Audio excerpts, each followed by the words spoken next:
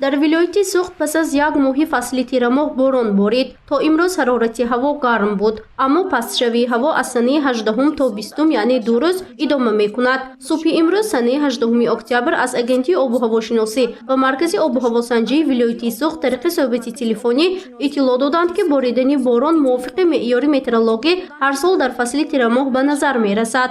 Аммо имсол ин ҳолат каме дертар ба мушоҳида расид, зеро соли гузашта сардшавии ҳарорати ҳаво ва боришот дар аввалҳои моҳи октябр ба қайд гирифта шуда буд.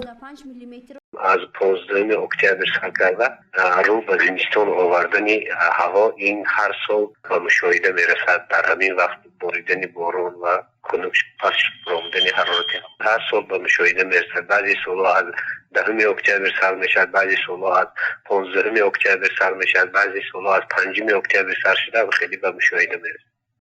обу ҳавошиносон иттилоъ медиҳанд, ки боридани борон дар вилояти Суғд то санаи 20 октябр идома меёбад. дар ноҳияҳои кӯҳӣ ҳавои тағйирёбанда боқӣ мемонад. дар баъзе ноҳияҳо борони пуршиддат борида, дар баландии беш аз 2500 метр барф меборад. боридани борони кӯтоҳмуддат дар шаҳри Хуҷанд бошад 2 рӯз, яъне то санаи 19 октябр идома мекунад. миқдори боришот аз 5 то 10 миллиметрро ташкил медиҳад. дар водиҳо ҳарорати ҳаво рӯзона 17-21 градус ва шабона аз 2 то 4 градус пешгӯӣ шудааст. санаи 20 октябр бошад дар худи шаҳри Хуҷанд дар водиҳои вилояти Суғд ҳавои камабри бебориш ҳавои тағйирёбандаи камабри бебориш пешгӯӣ мешудад.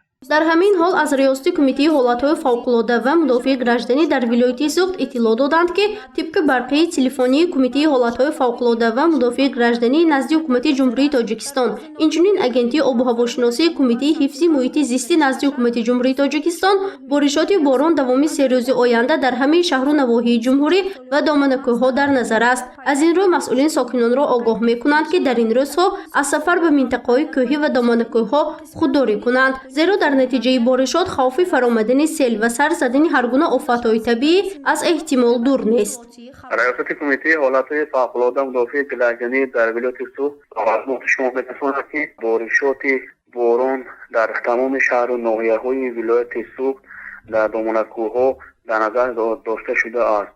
аз тамоми шаҳрвандон хоҳиш ба амал оварда мешавад, ки дар чунин рӯзҳо барои сафар кардан ва шикор кардан дар минтақаҳои хавфнок худдорӣ намоянд.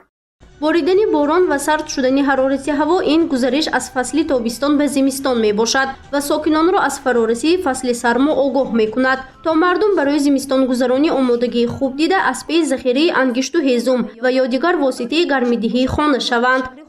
гузориши Фарзона Шамсиева, Наимҷон Аюбов барои барномаи иттилоотии Хабар.